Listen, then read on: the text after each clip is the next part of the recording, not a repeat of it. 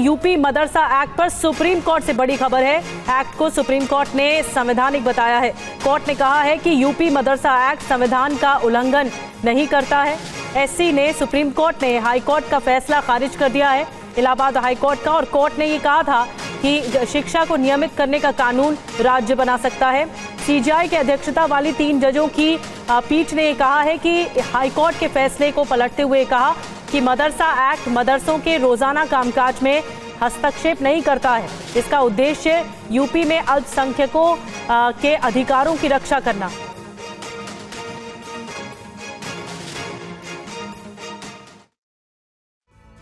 UP मदरसा act को supreme court ने मान्यता दी और कहा कि यह एक्ट जारी रहेगा। सुप्रीम कोर्ट ने इलाहाबाद हाई कोर्ट का फैसला पलटते हुए कहा कि यूपी मदरसा एक्ट संविधान के बेसिक स्ट्रक्चर का उल्लंघन नहीं करता। अदालत ने यह भी कहा कि किसी को धार्मिक शिक्षा के लिए बाध्य नहीं किया जा सकता। सुप्रीम कोर्ट ने कहा कि मदरसा एक्ट संविधान का उल्लंघन नहीं करता। मदरसा मजहबी शिक्षा देते हैं, लेकिन मकसद शिक्षा देना। राज्य शिक्षा के मामलों को रेगुलेट कर सकता है, नियमित करने का कानून बना सकती है। सरकार मदरसे में रोजाना हस्तक्षेप नहीं कर सकती है। सुप्रीम कोर्ट ने कहा कि यूपी मदरसा एक्ट को संवैधानिक मान्यता है। सुप्रीम कोर्ट के इस फैसले से अब यूपी के 16,000 मदरसे पहले की तरह चलते रहेंगे और इसमें पढ़ने वाले 17 लाख छात्रों को बड़ी राहत मिली है। इलाहाबाद हाईकोर्ट ने मदरसा एक्ट 2004 असंवैधानिक करार दिया था और कहा था कि मदरसा छात्रों का सामान्य स्कूलों में दाखिला हो। वहीं यूपी सरकार ने इस एक्ट में कुछ जरूरी बदलाव की बात करते हुए विवादित प्रावधानों की जांच की मांग की थी। और टीवी9 संवाददाता पीयूष पांडे ने वकील प्रदीप यादव से खास बातचीत की। उन्होंने फैसले की डिटेल जानकारी। ये जानना चाहूंगा आपसे सबसे पहले कि किस तरह के दिशा निर्देश सुप्रीम कोर्ट की तरफ से दिए गए हैं उत्तर प्रदेश सरकार को। उत्तर प्रदेश सरकार को सुप्रीम कोर्ट ने कोई दिशा निर्देश नहीं दिया है। जो मदरसा एक्ट में था, प्रोविजन था स्टैट्यूट में, वही सारा चीजों किया है कि मदरसा एक्ट में ऑलरेडी प्रोविजन है कि सरकार चाहे तो उसको लेजिस्लेट कर सकती है, उसको गवर्निंग बॉडी कर सकती है, एजुकेशन को अच्छी क्वालिटी सुधारने के लिए और भी उसमें जो चेंजेस चाहिए वो चेंजेस ला सकती है। और ये मदरसा एक्ट में पहले से प्रोविजन है, उस पर सुप्रीम कोर्ट ने अपनी मुहर लगा दी है। अच्छा, एक चीज और है, सुप्रीम कोर्ट ने ये कहा है कि 12वीं से ऊपर की जो शिक्षा है उसमें किसी भी तरह का हस्तक्षेप नहीं किया जा सकता है। तो ऐसी स्थिति में क्या सिर्फ 12वीं तक की ही शिक्षा मदरसों में दी जाएगी? मदरसों में नहीं, जितने भी माइनॉरिटी एजुकेशंस हैं सभी में 12वीं तक की ही शिक्षा दी जाती है, क्योंकि वो बोर्ड से गवर्न होते हैं। 12वीं शिक्षा के बाद जो है जो हायर एजुकेशन है, पोस्ट ग्रेजुएट और ग्रेजुएट, ये जो है यूजीसी एक्ट से गवर्न होते हैं। इसलिए सुप्रीम कोर्ट ने इसको कहा है कि अगर फाजिल और तामिल कोई डिग्री दी जा रही है तो अनकॉन्स्टिट्यूशनल है, जिसका भी हम स्वागत करते हैं। मुस्लिम धर्मगुरु खालिद रशीद फरंगी महली ने सुप्रीम कोर्ट के फैसले पर क्या कहा है, आइए सुनते हैं। हम लोग सुप्रीम कोर्ट ने जो मदरसों के सिलसिले में फैसला दिया है कि वो अनकॉन्स्टिट्यूशनल नहीं बल्कि कॉन्स्टिट्यूशनल है, इसका हम लोग दिल की गहराइयों से इस्तकबाल करते हैं, स्वागत करते हैं, वेलकम करते हैं। तो जाहिर बात है जो उत्तर प्रदेश मदरसा एक्ट है, जो कि उत्तर प्रदेश की हुकूमत ने खुद बनाया था, उसको किस तरीके से अनकॉन्स्टिट्यूशनल करार दिया जा सकता था। और फिर हम लोग अपने इन मदरसों को मुल्क के आर्टिकल कॉन्स्टिट्यूशन के आर्टिकल 13 के तहत रन करते हैं और हम लोग अपने मदरसों में बच्चों को 90% बच्चों का education completely free fooding, lodging और ट्यूशन देते हैं। तो ये ऑलरेडी एजुकेशन का, तालीम का एक बड़ी खिदमत है। लेकिन हाई कोर्ट के उस फैसले के बाद लोगों में बड़ी मायूसी पैदा हो रही थी, लेकिन सुप्रीम कोर्ट के इस फैसले के बाद लाखों की तादाद में स्टूडेंट्स, उनके घर वाले और टीचर स्टाफ को बड़ी राहत मिली। केंद्रीय मंत्री गिरिराज सिंह ने सुप्रीम कोर्ट के फैसले का स्वागत किया है। साथ में ये भी कहा कि यूपी सरकार मदरसे के बच्चों का भविष्य सुधारना चाहती है। ये संविधान में शिक्षा राज्य का विषय है और राज्य के मुख्यमंत्री योगी जी ने अच्छा फैसला लिया, एक्ट बनाया मदरसा एक्ट, कि मदरसा एक्ट में सुधार है, पढ़ाई की जरूरत है। वहां के बच्चे भी पढ़ लिख करके डॉक्टर, इंजीनियर, जज बने। लेकिन कुछ कठमुल्ले ने, सब लोगों ने विरोध करते रहे। आज सुप्रीम कोर्ट के फैसले को सब लोग मिलकर स्वागत करना चाहिए, मुसलमानों को भी स्वागत करना चाहिए, क्योंकि उनके बच्चों के भविष्य का सवाल है। ये हर चीज में योगी जी अच्छा काम करते तो भी गाली, और ऐसे तो गाली देते ही रहते हैं, बुलडोजर बाबा कहते हैं। तो ये एक बहुत बड़ी फैसला है। और निजी संपत्ति मामले पर सुप्रीम कोर्ट का बड़ा फैसला। हर निजी संपत्ति को सामुदायिक संपत्ति नहीं कह सकते। सार्वजनिक हित के लिए निजी संपत्ति की समीक्षा हो। निजी स्वामित्व वाले संसाधनों को राज्य नहीं ले सकता, ये सुप्रीम कोर्ट ने कहा। संपत्ति की स्थिति देखना जरूरी।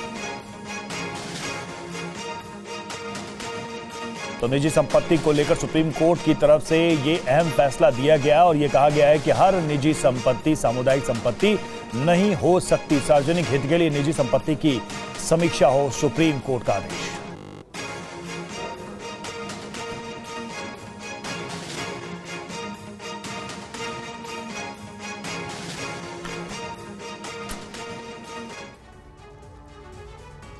अगली खबर का रुख करेंगे। कनाडा के ब्रैम्पटन में मंदिर के बाहर प्रदर्शन किया गया है। हिंदुओं से मारपीट के विरोध में हजारों हिंदू सड़कों पर उतरे और मारपीट मामले में कार्रवाई की मांग की।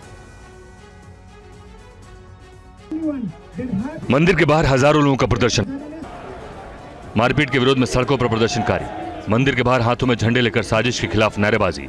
तस्वीरें कनाडा के ब्रैम्पटन की हैं। मंदिर के बाहर हुए प्रदर्शन में हजारों लोग शामिल हुए।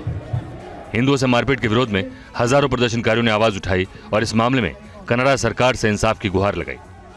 खालिस्तान के जो लोग थे उन्होंने अटैक किया मंदिर के डिवोटीज पे, और यहाँ आके जो लोग मंदिर में आना चाहते थे डिसरप्ट किया। ये बड़ी ही दुर्भाग्यपूर्ण घटना है और ये घटनाएं जो हैं कनाडा में वो लगातार बढ़ रही हैं और हिंदू कम्युनिटी में बड़ी बेचैनी है और असुरक्षा की जो भावना है वो पाई जा रही है। हिंदू कैनेडियंस कनाडा के बहुत लॉयल हैं और हिंदू कैनेडियंस के साथ जो भी कनाडा में हो रहा है वो ठीक नहीं हो रहा। दरअसल ब्रैम्पटन में हिंदू मंदिर पर हमला हुआ था। खालिस्तानी झंडे लेकर घुसे हमलावरों ने हिंदू श्रद्धालुओं से मारपीट की थी। खालिस्तान समर्थकों ने इस हमले को अंजाम दिया था। इस मामले में कनाडा पुलिस ने 4 आरोपियों को गिरफ्तार कर लिया है।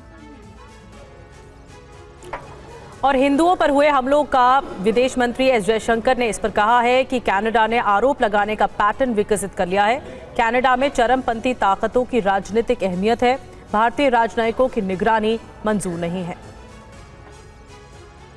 Canada has developed a pattern of making allegations without providing specifics. Secondly, when we look at Canada, for us, the fact that they are putting our diplomats under surveillance is something which is unacceptable. Third, the incidents which the gentleman there spoke about, and do look at the video. I think they would tell you, in a way, the political space today, which is being given to extremist forces there. So we believe in freedoms. We also believe freedom should not be misused. And have you had a talk about it? Exactly on the lines which I've spoken.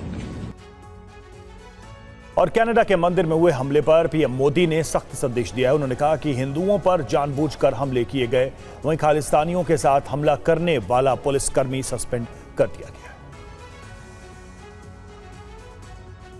Canada के Brampton में हिंदुओं पर हुए हमले पर PM Modi ने चिंता जताई है। उन्होंने कनाडा सरकार को सख्त संदेश दिया है। पीएम मोदी ने हमले पर कहा कि कनाडा में हिंदू मंदिर पर जानबूझकर किए गए हमले की भारत कड़ी निंदा करता है। राजनयिकों को डराने धमकाने की कायरतापूर्ण कोशिश भयावह है। ऐसी हिंसा से भारत का संकल्प कमजोर नहीं होगा। उम्मीद है कनाडा सरकार न्याय सुनिश्चित करेगी। कनाडा कानून का शासन कायम रखेगा।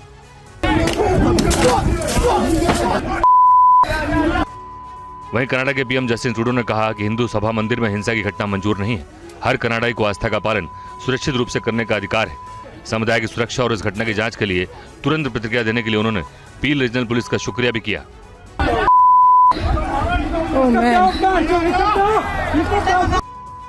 कनाडा सरकार ने कार्रवाई करते हुए खालिस्तानी झंडा उठाने वाले कनाडाई पुलिसकर्मी को सस्पेंड कर दिया है। पील रीजनल पुलिस के सार्जेंट हरविंदर सोही को बर्खास्त किया गया है। सोही कनाडा में ब्रैम्पटन के हिंदू मंदिर पर हुए हमले में शामिल था। वहीं भारत ने भी इस मामले पर कनाडा को आगाह किया है और कड़ी प्रतिक्रिया दी है। बात अमेरिका चुनाव की करेंगे। अमेरिका में आज राष्ट्रपति पद के लिए चुनाव हो रहे हैं। करीब 3 घंटे बाद वोटिंग शुरू होगी। अमेरिका के सभी 50 राज्यों में मतदान होगा। कमला हैरिस और डोनाल्ड ट्रंप के बीच कड़ा मुकाबला है। अमेरिका में राष्ट्रपति चुनाव के लिए आज शाम से वोटिंग शुरू हो जाएगी। चुनाव को अपने पक्ष में करने के लिए ट्रंप और कमला हैरिस ने आखिरी दिन ताबड़तोड़ रैलियां कर चुके हैं और दुनिया के सबसे ताकतवर नेता को चुनने का समय आ गया है। चुनाव से पहले अमेरिका में सुरक्षा के तगड़े इंतजाम किए गए हैं, जिसमें व्हाइट हाउस सबसे अहम है।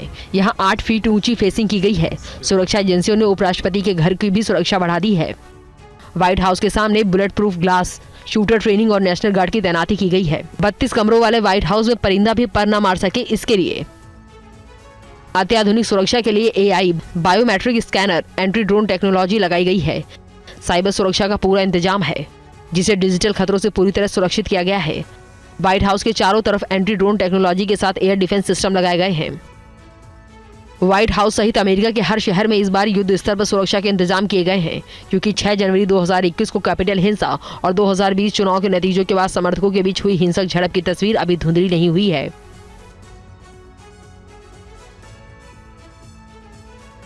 और आइए न्यूयॉर्क के टाइम्स स्क्वायर से हमारे संवाददाता मनीष झा की आपको एक रिपोर्ट दिखाते हैं। अमेरिका तैयार है अपना इतिहास रचने के लिए और अमेरिका के लोगों का चुनाव को लेकर ठीक वैसा ही जोश है जैसी चमक दमक न्यूयॉर्क के टाइम्स स्क्वायर में देखने को मिलती है। तो इस वक्त का क्या नज़ारा है, ये दिखाने के लिए TV9 की टीम न्यूयॉर्क के टाइम्स स्क्वायर में मौजूद है और हमारे कैमरा सहयोगी कपिल आपको अपने कैमरे के जरिए ये दिखाने की कोशिश भी कर रहे हैं। सोचिए उस दिन में, वो दिन जब अमेरिका की जनता अपना नया कमांडर इन चीफ चुनने वाली है, वो दिन जिस दिन व्हाइट हाउस में कमला हैरिस जाएंगी या फिर दोबारा ट्रंप की वापसी होगी, ये तय होना है। और उस दिन का नज़ारा क्या है, या फिर अगर कहें तो अमेरिका के समय अनुसार इस वक्त उस रात का, यानी कि फाइनल डे से पहले की रात का मंजर क्या है, वो आप देख सकते हैं। हालांकि आप ये कहेंगे कि टाइम्स स्क्वायर पर तो हमेशा इसी तरह का नज़ारा रहता है, लेकिन तब हाँ, ये बात ज़रूर है कि यहाँ के लोग भी इस बात को मानते हैं कि ऐसा पहली बार हो रहा है दशकों में जब अमेरिका के लोग चुनाव को लेकर इतने अधिक उत्साहित हैं,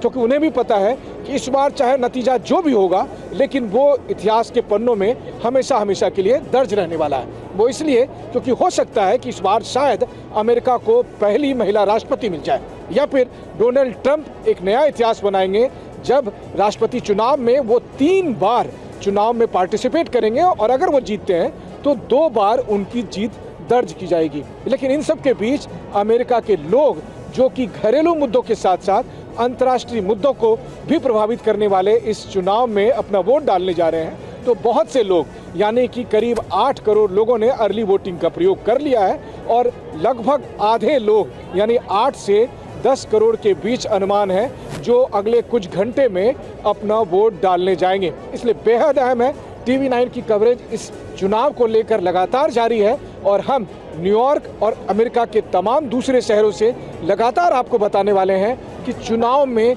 जो फाइनल वोटिंग कर दी है उस दिन का यहाँ क्या मंजर है। कमला हैरिस को बॉक्सिंग रिंग में उतारना चाहिए और माइक टायसन के रिंग में उतारा जाना चाहिए।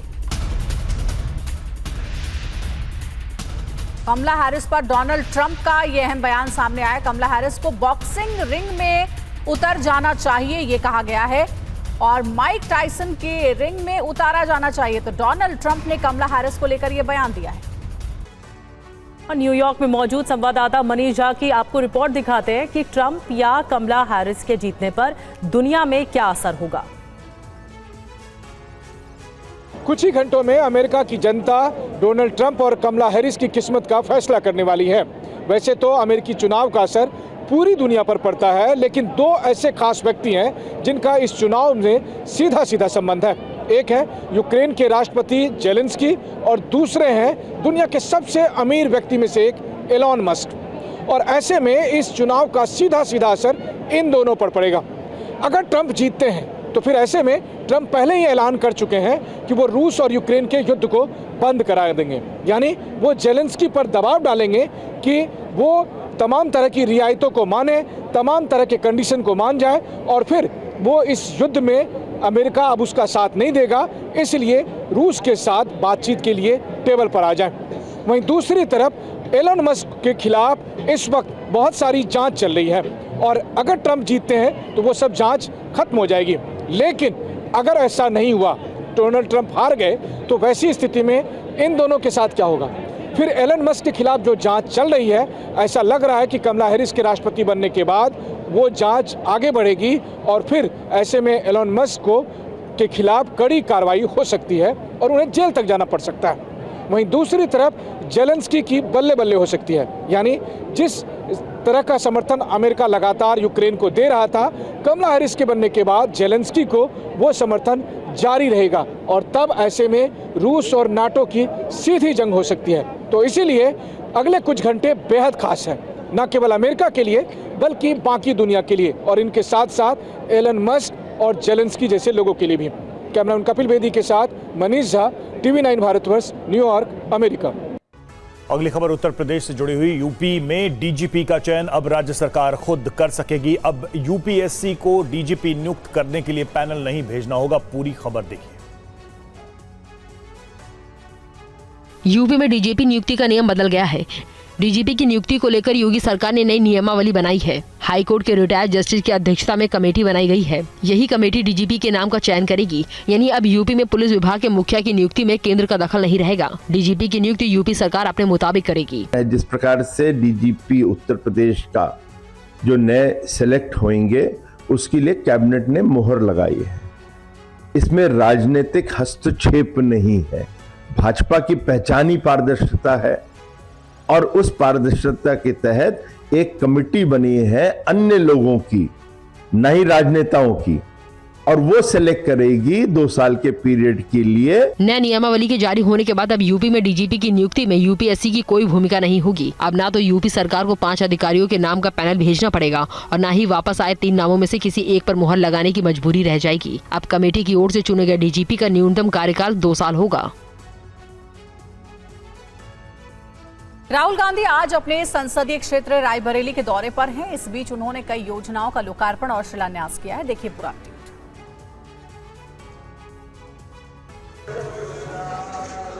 तस्वीरें रायबरेली के बड़छावा इलाके की है। राहुल गांधी आज अपने संसदीय क्षेत्र रायबरेली के दौरे पर है। लोकसभा चुनाव के बाद राहुल गांधी का अपने संसदीय क्षेत्र रायबरेली में 3रा और यूपी का 5वां दौरा है। आज राहुल गांधी ने अपने दौरे की शुरुआत हनुमान मंदिर में पूजा अर्चना के साथ की। उन्होंने पिपलेश्वर के हनुमान मंदिर में दर्शन पूजन किया। इसके बाद कांग्रेस सांसद और लोकसभा में नेता प्रतिपक्ष राहुल गांधी ने रायबरेली में डिग्री कॉलेज चौराहे पर नवनिर्मित शहीद चौक का उद्घाटन किया। इस बीच राहुल गांधी ने PMGSY की सड़कों का शिलान्यास किया। इन सड़कों के निर्माण में 5,400 करोड़ रुपए की लागत आएगी। इस बीच उन्होंने कई विकास कार्यों का भी जायजा लिया। रायबरेली से राहुल गांधी ने दिशा समिति की बैठक की। इस बैठक में जिले भर के जनप्रतिनिधि शामिल हुए। इस बैठक में कई मुद्दों पर मंथन किया गया। राहुल गांधी आज रायबरेली में शहीद चौक के उद्घाटन समेत कई अलग अलग कार्यक्रमों में शामिल हुए। राहुल गांधी के इस दौरे में अमेठी के सांसद किशोरीलाल शर्मा भी उनके साथ रहे। और अब बात महाराष्ट्र चुनाव की कर लेते हैं। मतदान से पहले बागियों पर उद्धव ठाकरे ने एक्शन ले लिया है। पूर्व विधायक रूपेश महात्रे समेत कई नेता पार्टी से निष्कासित कर दिए गए हैं। महाराष्ट्र चुनाव में प्रत्याशियों के नाम वापसी के बाद बागियों को लेकर महाविकास अघाड़ी की मुश्किलें कम हुई है। कल नाम वापसी की आखिरी तारीख के बाद जो आंकड़े सामने आए हैं, उसके बाद एमवीए के 21 बागियों ने नाम वापस ले लिए हैं, तो बाकी बागियों के खिलाफ एमवीए में एक्शन जारी है। चुनाव से पहले बागियों के खिलाफ शिवसेना यूबीटी ने भी कार्रवाई की है। पूर्व विधायक रूपेश महात्रे समेत कई बागी नेता पार्टी से निष्कासित किए गए हैं। उद्धव ठाकरे ने विश्वास न देकर चंद्रकांत घुगुल को भी पार्टी से निकाल दिया है। प्रसाद ठाकरे को भी शिवसेना यूबीटी से बाहर का रास्ता दिखाया गया है। पार्टी विरोधी गतिविधियों के चलते इन नेताओं के खिलाफ कार्रवाई हुई है। वहीं शिवसेना यूबीटी ने बागियों के खिलाफ जारी कार्रवाई के बीच निष्पक्ष चुनाव नहीं होने की आशंका भी जताई। संजय राउत ने कहा है कि ईवीएम की वजह से आज भी निष्पक्ष चुनाव होने पर संदेह है। आज अमेरिका में चुनाव हो रहा है, वो बैलेट पेपर पर हो रहा है, लेकिन हिंदुस्तान में ईवीएम के ऊपर आज भी लोगों के मन में संदेह है। तो कैसे आप निष्पक्ष चुनाव की बात कर सकते हो? और महाराष्ट्र में बागियों पर बीजेपी ने भी एक्शन लिया है। बीजेपी के बागी विशाल परब को पार्टी से निष्कासित कर दिया गया है। इन सब के बीच डिप्टी सीएम फडणवीस ने एक बार फिर महायुति की जीत का दावा किया है। महाराष्ट्र में नाम वापसी के बाद 288 सीटों के लिए 4140 उम्मीदवार मैदान में हैं, जो कि 2019 की तुलना में 901 ज्यादा हैं। तो कई सीटों पर बागी अब भी महायुति गठबंधन के लिए सिरदर्द बने हुए हैं। महायुति के फिलहाल 24 बागी उम्मीदवार चुनाव मैदान में डटे हैं। वहीं महाराष्ट्र में बागियों के खिलाफ बीजेपी ने कार्रवाई भी की है। बागी विशाल परब को बीजेपी से निष्कासित कर दिया गया है। उन्होंने सिंधुदुर्ग की सावंतवाड़ी सीट से नामांकन किया था। वहीं बीजेपी मुंबई की बोरीवली से गोपाल शेट्टी को बनाने में सफल रही। महायुति के लिए हालांकि सिरदर्द बरकरार रहा। मुंबई की माहिम सीट से शिवसेना उम्मीदवार सदा सरवणकर ने पार्टी नेतृत्व के दबाव के बावजूद अपना नाम वापस लेने से इनकार कर दिया। उनका मुकाबला महाराष्ट्र नवनिर्माण सेना प्रमुख राज ठाकरे के बेटे अमित ठाकरे से होगा। ठाकरे को बीजेपी का समर्थन हासिल है। बीजेपी पुणे जिले की चंचवाड़ सीट से बागी नाना कांटे को मनाने में भी कामयाब रही। माहिम सीट पर अमित ठाकरे और शिंदे गुट के सदा सरवणकर के बीच मुकाबला होगा। गढ़चिरौली विधानसभा सीट पर वर्तमान विधायक डॉक्टर देवराव होली मान गए अपना नाम वापस ले लिया है। शिरडी में बीजेपी के राधाकृष्ण विखे पाटिल के खिलाफ पिपाड़ा की बगावत कायम है। महाराष्ट्र चुनावी दंगल में इस बार राज ठाकरे के बेटे अमित राज ठाकरे माहिम से ताल ठोक रहे हैं। पार्टी के मनाने के बाद भी अमित के विरोध में शिंदे गुट के बागी उम्मीदवार सदा सरवणकर खड़े हुए हैं। TV9 से खास बातचीत में अमित ठाकरे ने क्या कहा, ये सुनते हैं।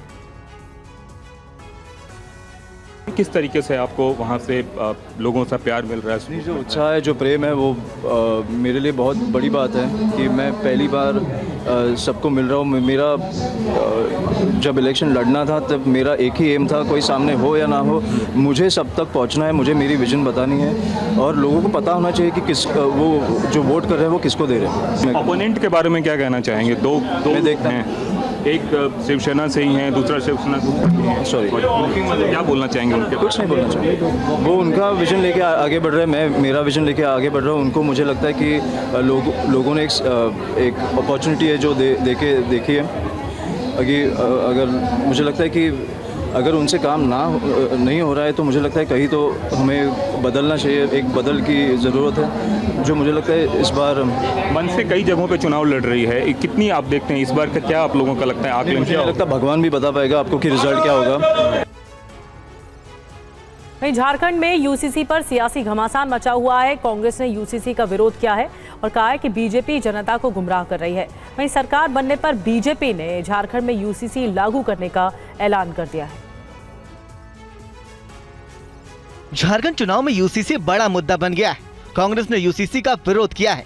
कांग्रेस ने कहा कि बीजेपी जनता को गुमराह कर रही है। बीजेपी के पास कोई मुद्दा नहीं है।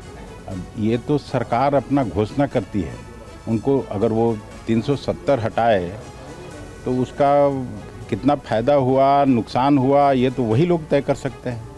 हम तो सरकार में नहीं है, मैं नहीं कह रहा हूँ। सरकार, उनको 5 साल का मौका जनता ने दिया है सरकार में रहने का, तो काम करें ना। वहीं बीजेपी ने संकल्प पत्र में यूसीसी का वादा किया है। झारखंड में बीजेपी सरकार आएगी तो यूसीसी लागू करेगी। अमित शाह ने चुनाव प्रचार के दौरान ऐलान किया था कि यूसीसी से आदिवासियों को दूर रखा जाएगा। यूसीसी से आदिवासियों की परंपरा और संस्कृति पर कोई असर नहीं पड़ेगा। तो झारखंड में बांग्लादेशी घुसपैठ की जांच के खिलाफ सुरेंद्र सरकार सुप्रीम कोर्ट पहुंच गई है। हाई कोर्ट ने मामले की सच्चाई जानने के लिए फैक्ट फाइंडिंग कमेटी बनाने की बात कही थी। सुरेंद्र सरकार ने इसका विरोध किया है।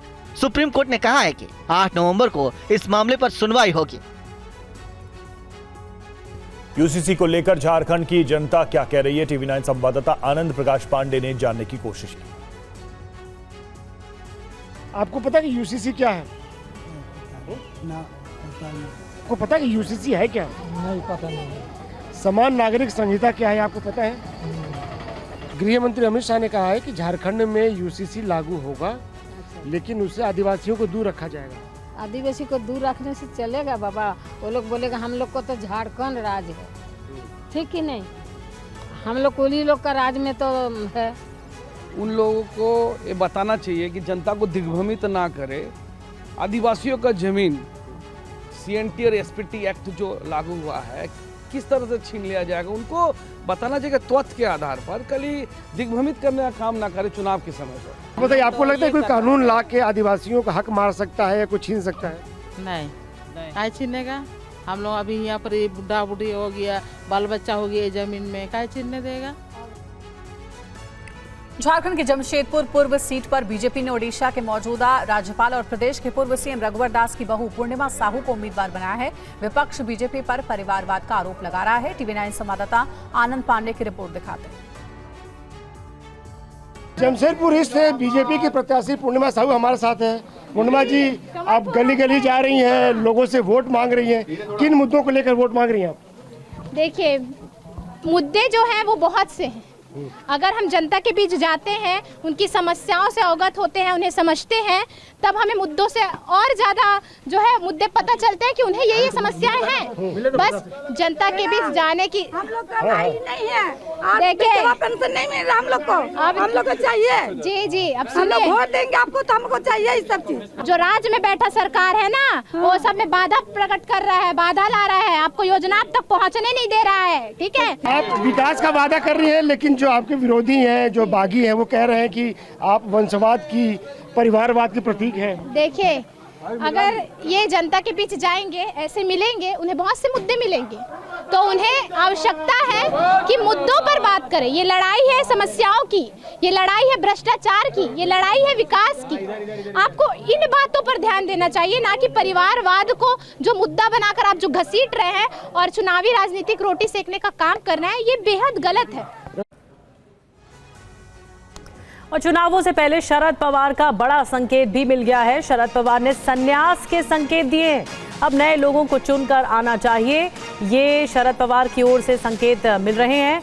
नई पीढ़ी को सामने लाना पड़ेगा। जनता ने 14 बार चुना, कहीं तो रुकना होगा। और क्या कुछ कहा है शरद पवार की ओर से, राजीव सिंह और ज्यादा जानकारी के साथ हमारे साथ जुड़ गए हैं। राजीव, इससे पहले भी कई बार अटकलें लग चुकी थी कि राजनीति से वो संन्यास लेंगे, लेकिन इस बार संकेत मिले हैं। उन्होंने कहा है नए लोगों को मौका मिलना चाहिए।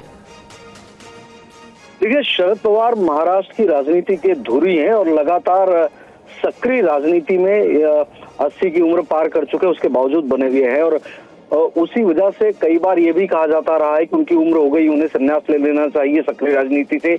और जब अजित पवार ने पार्टी से बगावत की तभी ये बात कही थी, लेकिन तभी भी शरद पवार ने इनकार किया था कि जब तक वो उनका स्वास्थ्य साथ देगा वो राजनीति में बने रहेंगे। लेकिन आज जिस तरह का बयान आया है, वो एक मान सकते हैं कि संकेत है शरद पवार की तरफ से, क्योंकि उनका कहना है कि वो लंबे समय से राज्यसभा में, इसके पहले लोकसभा में रह चुके हैं, महाराष्ट्र में बतौर मुख्यमंत्री काम कर चुके हैं, केंद्रीय मंत्री रह चुके हैं। तो क्या शरद पवार के कहने का मतलब ये निकाला जाए कि वो वाकई में संन्यास लेना चाहते हैं, या फिर ये शरद पवार की एक गुगली है?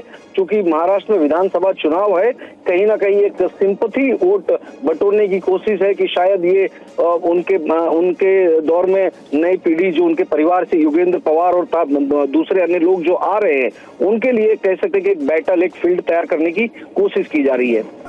जी, शुक्रिया आपका राजीव, ये जानकारी देने के लिए।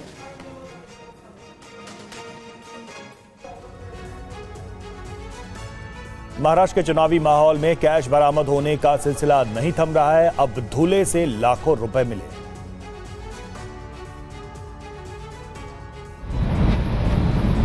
ठीक है, धन्यवाद। कितने मिनट था? धूले में चेकिंग के दौरान क्रेटा कार से 70 लाख रुपए कैश पकड़ा गया। ये पैसे कार की डिग्गी में छिपाकर ले जाए जा रहे थे। पुलिस ने कैश महाराष्ट्र और एमपी बॉर्डर के सांगवी में बरामद किया।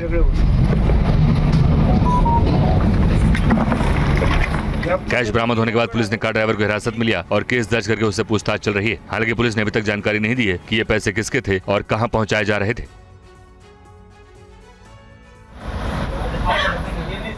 महाराष्ट्र में विधानसभा चुनाव के दौरान कैश मिलने का पहला मामला नहीं। इससे पहले पुणे के खेड़ शिवपुर टोल प्लाजा के पास एक कार से 5 करोड़ रुपए कैश बरामद किए गए थे, जिसका आज तक खुलासा नहीं हुआ कि ये पैसे किसके थे। इस बरामदगी के बाद शिवसेना यूपीटी ने सीएम शिंदे पर बड़ा आरोप लगाया था और दावा किया था ये पैसे विधायकों तक पहुंचाए जा रहे हैं ताकि चुनाव को प्रभावित किया जा सके। एक काम करा है, शिवसेना ने दावा किया था कि पुणे से पुलिस ने 15 करोड़ रुपए बरामद किए थे, लेकिन सिर्फ 5 करोड़ का खुलासा किया गया था। महाराष्ट्र के हिंगोली से भी पुलिस 1 करोड़ 40 लाख कैश बरामद कर चुकी है। महाराष्ट्र के अहिल्यानगर से चुनाव की सर्विलांस टीम करोड़ों का सोना पकड़ चुकी है। बॉलीवुड एक्टर सलमान खान को फिर से जान से मारने की धमकी मिली है। यह धमकी भरा message Mumbai traffic control cell को भेजा गया था। मुंबई ट्रैफिक कंट्रोल सेल को लॉरेंस बिश्नोई नाम से धमकी भरा मैसेज आया है, जिसमें सलमान खान से 5 करोड़ रुपए की मांग की गई है। मैसेज में यह भी कहा गया कि अगर सलमान खान पैसे नहीं दे सकते हैं तो विश्नोई मंदिर जाकर माफी मांगे। ऐसा ना करने पर उन्हें जान से मार दिया जाएगा। ये धमकी लॉरेंस बिश्नोई के भाई के नाम से दी गई है। केस दर्ज किया गया है और वर्ली पुलिस मामले की जांच कर रही है।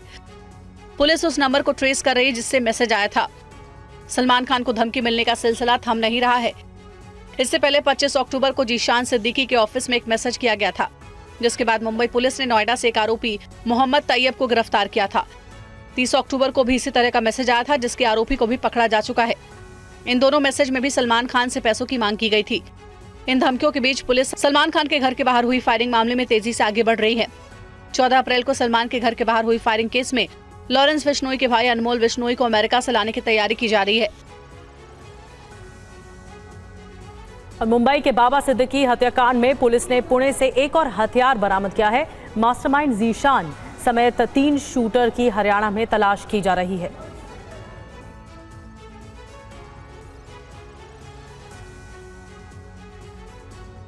मुंबई पुलिस ने बाबा सिद्दीकी हत्याकांड से जुड़े हथियार बरामद किए हैं। मुंबई क्राइम ब्रांच ने पुणे में रुपेश मोहोल के घर से बाबा सिद्दीकी हत्याकांड से जुड़ा हथियार बरामद किया है। मुंबई क्राइम ब्रांच ने पुणे में रुपेश मोहोल के घर से एक और पिस्तौल बरामद की है। क्राइम ब्रांच ने बताया कि बाबा सिद्दीकी हत्याकांड से जुड़ा ये बरामद किया गया 5वां हथियार है। क्राइम ब्रांच को अभी भी इस मामले में एक हथियार और 3 जिंदा कारतूस की तलाश है। मुंबई क्राइम ब्रांच का मानना है कि इस मामले में करीब 6 हथियार मुंबई लाए गए थे। मुंबई क्राइम ब्रांच की 5 टीमें अभी भी महाराष्ट्र से बाहर कई राज्यों में तफ्तीश करने में जुटी है। हरियाणा और राजस्थान में इस वक्त आरोपियों की तलाश जारी है। सिद्दीकी शूटआउट केस के लिए हथियार राजस्थान से आए थे, जबकि मास्टरमाइंड जीशान, शूटर शुभम लोनकर और शूटर शिव कुमार की तलाश में हरियाणा में भी जांच जारी है। महाराष्ट्र के पूर्व मंत्री और एनसीपी नेता बाबा सिद्दीकी का 12 अक्टूबर को मुंबई के निर्मल नगर इलाके में 3 हमलावरों ने गोली मारकर मर्डर कर दिया था।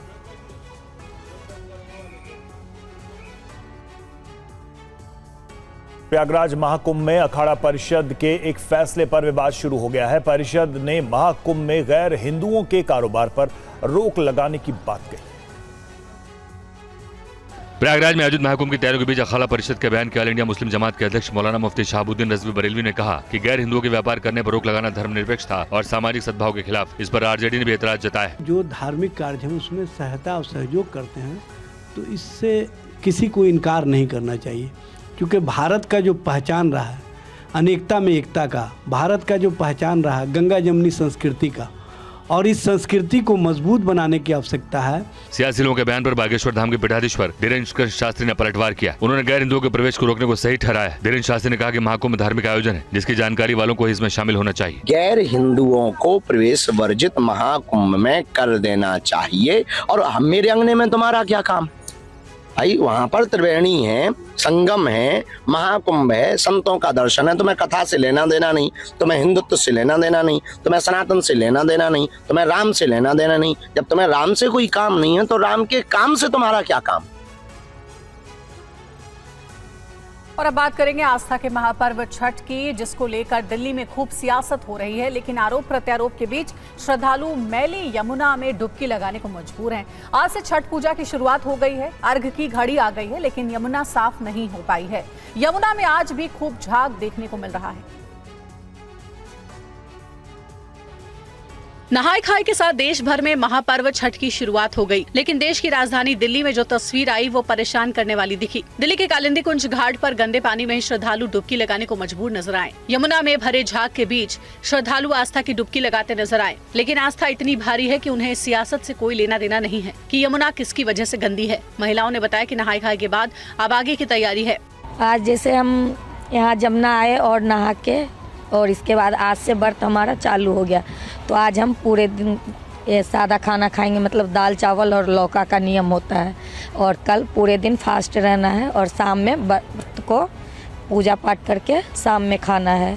नहाय खाए से पहले कल दिल्ली की सीएम आईटीओ घाट का निरीक्षण करती नजर आई। खुद बीजेपी के सांसद मनोज तिवारी ने सोनिया विहार के छठ घाट का जायजा लिया था, लेकिन जहां स्थिति सबसे ज्यादा खराब थी वहां कोई नजर नहीं आया और छठ व्रतियों को इसी गंदे पानी में डुबकी लगानी पड़ी। छठ व्रतियों का मानना है कि छठी मैया भक्तों की नियत देखती हैं, इससे कोई फर्क नहीं पड़ता कि पानी कैसा है।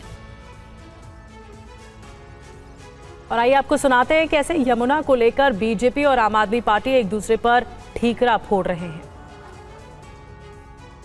आम आदमी पार्टी जानबूझ के छठ समितियों को छेड़छाड़ कर रही है।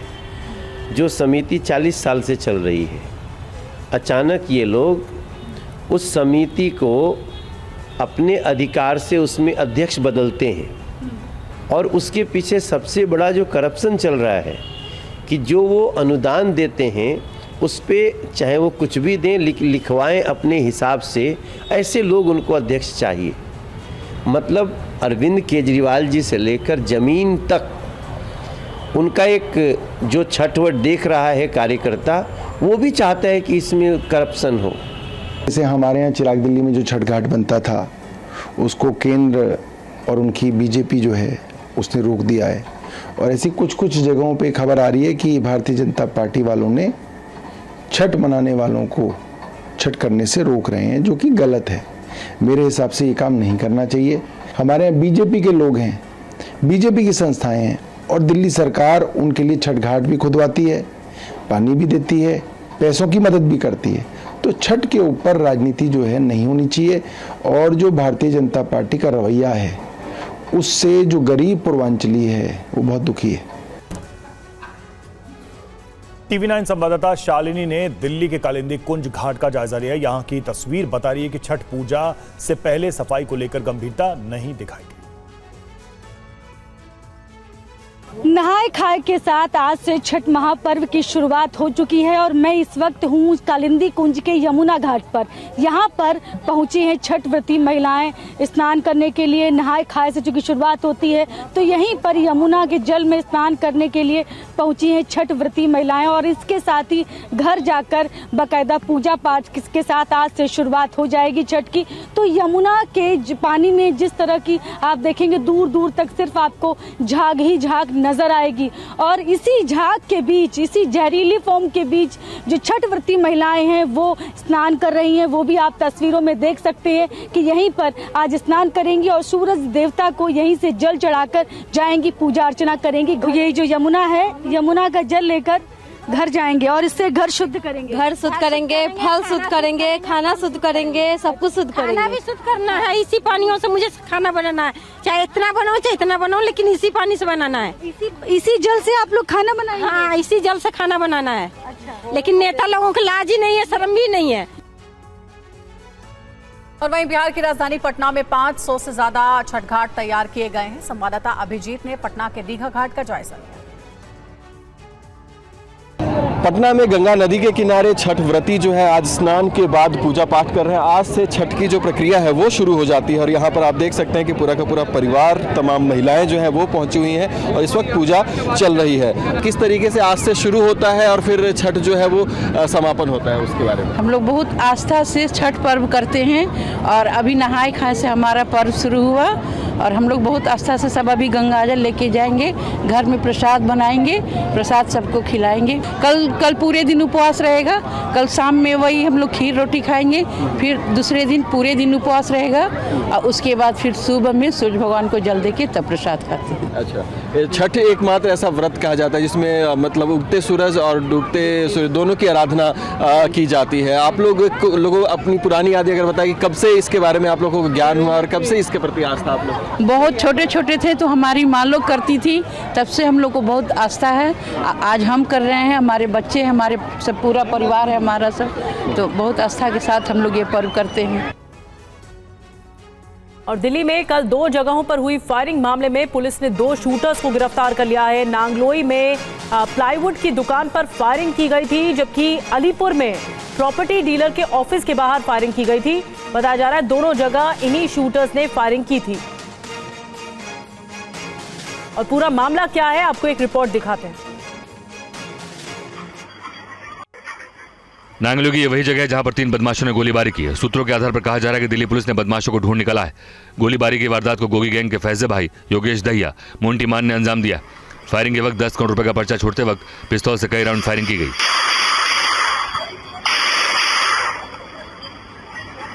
बताया जाता है कि कानून व्यवस्था को चुनौती देते हुए श्रीलक्ष्मी प्लाईवुड की दुकान पर करीब आधा दर्जन से ज्यादा फायरिंग की गई।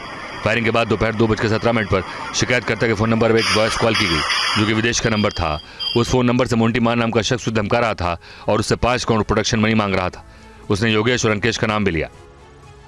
बताया जाता है गोगी गैंग का बदमाश अंकेश लाकड़ा दिल्ली के मुंडका का रहने वाला है और फिलहाल जेल में बंद है। शिकायतकर्ता के बयान के आधार पर केस दर्ज किया गया है। सीसीटीवी कैमरे के फुटेज के आधार पर आरोपियों की पहचान कर उनकी तलाश की जा रही है। बहरहाल पुलिस को घटनास्थल से 7.65 mm कैलिबर के 8 खाली कारतूस मिले।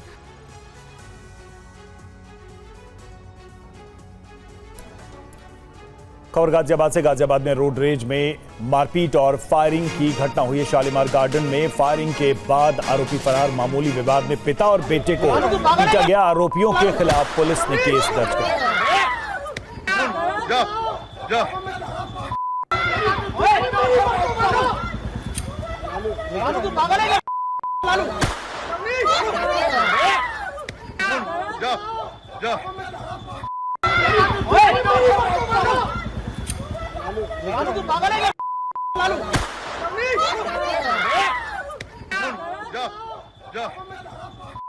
ये तस्वीरें इसी मामले से जुड़ी हुई। गाजियाबाद में रोड रेज और उसके बाद मारपीट और फिर फायरिंग भी हुई है।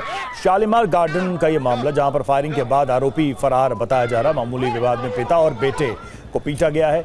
आरोपियों के खिलाफ पुलिस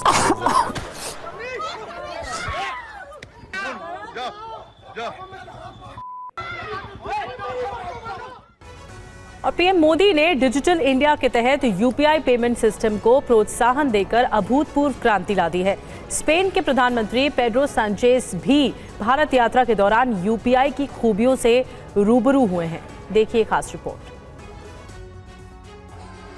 स्पेन के प्रधानमंत्री पेड्रो सांचेज अपनी पत्नी बेगोना गोमेज के साथ 3 दिन की भारत यात्रा पर आए। सांचेज ने मुंबई में यूपीआई से पेमेंट कर गणेश भगवान की प्रतिमा खरीदी। सांचेज से पहले फ्रांस के राष्ट्रपति मैक्रो भी यूपीआई को आजमा चुके हैं। भारत में यूपीआई का चलन कितना तेज हुआ है, उसके गवाह ये आंकड़े हैं। एक रिपोर्ट के मुताबिक अप्रैल से जुलाई 2023 के बीच यूपीआई से 81 लाख करोड़ का लेन देन हुआ, जो पिछले साल की तुलना में 37% ज्यादा है। ग्लोबल पेमेंट हब पे सिक्योर के मुताबिक 2023 में भारत ने प्रति सेकंड 3,729 ट्रांजैक्शन किए, जबकि 2022 में ये 2,348 ट्रांजैक्शन प्रति सेकंड था। ये चीन के अलीपे, पेपाल और ब्राजील के पिक्स से ज्यादा है। PwC इंडिया के मुताबिक 2023-24 में यूपीआई से लेन देन की संख्या 13,100 करोड़ थी, जिसके 2028-29 तक बढ़कर 43,900 करोड़ तक पहुंचने की उम्मीद है। यूएई, मलेशिया जैसे देश भी पेमेंट के लिए यूपीआई का इस्तेमाल कर रहे हैं। और झारखंड में फिर जेएमएम सरकार, कल्पना सोरेन ने कहा है झारखंड में फिर जेएमएम सरकार होगी। कल्पना सोरेन की ओर से बयान दिया गया है। बीजेपी जुमलेबाजी करती है। झारखंड में गांडे विधानसभा सीट पर मुख्यमंत्री हेमंत सोरेन की पत्नी कल्पना सोरेन उम्मीदवार हैं। कल्पना सोरेन चुनाव प्रचार में पूरी तरह से जुटी हैं। टीवी 9 संवाददाता आनंद पांडे ने उनसे खास बातचीत की। कल्पना सोरेन हमारे साथ है। मैम देख रही है कि अब जहाँ जा रही है वहाँ भीड़ जुट रही है। ये मूड क्या कह रहा है जनता का? देखिए, ये जनता का ये है कि उन्होंने हमारे झारखंड सरकार ने जिस तरीके से हर एक आवाम के लिए, हमारी झारखंड की आवाम के हर एक वर्ग के लिए काम किया है, ये उनका प्यार है, उनका सम्मान है, वो देने के लिए आए हैं। और जिस तरीके से दादा के लिए आप समझते हैं कि क्षेत्र में रहते हैं, अपने लोगों का प्यार करते हैं, और हाल ही फिलहाल में इनको जिम्मेदारी बड़ी मिली थी। लेकिन बीजेपी कह रही है माटी बेटी रोटी का नारा दे रही है, पीएम भी कह रहे हैं। देखिए, बीजेपी वाले सिर्फ ना जुमलेबाजी करते हैं और इनको सिर्फ नारा लगाना आता है। अगर धरातल में कोई काम कर रहा है, आप 20 वर्ष बना 5 वर्ष अगर आप देखेंगे, हेमंत सोरेन सरकार ने, हमारी झारखंडी सरकार ने सबसे ज्यादा काम किया है। बहुत बहुत धन्यवाद। और ये जो बांग्लादेशी घुसपैठ के मुद्दा उठाया जा रहा है, बॉर्डर के हम लोग इंटरनेशनल बॉर्डर झारखंड में, मतलब कॉमन सेंस भी होना चाहिए ना। मतलब इनकी नाकामी का ये ठीकरा अगर झारखंड सरकार के ऊपर डालेंगे तो ये गलत बात है। बहुत बहुत जोहार, बहुत बहुत जोहार।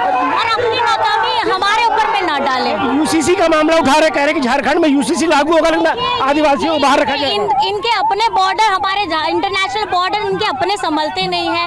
ये हर एक राज्य में अलग यूसीसी लगा रहे हैं। यूसीसी का मतलब ये लोग बदल के रख दे रहे हैं। शुक्रिया। हमसे बात करने के लिए ये थी कल्पना सोरेन, जो कि चुनाव प्रचार जुटी हुई है। गांडे से ये विधायक है, इस बार प्रत्याशी भी है, और इनका कहना है कि बीजेपी जो है तमाम जो मुद्दे उठा रही है वो ध्यान भटकाने के लिए उठा रही है। कैमरा पर्सन गजेंद्र के साथ अनंत प्रकाश पांडे, टीवी 9 भारतवर्ष।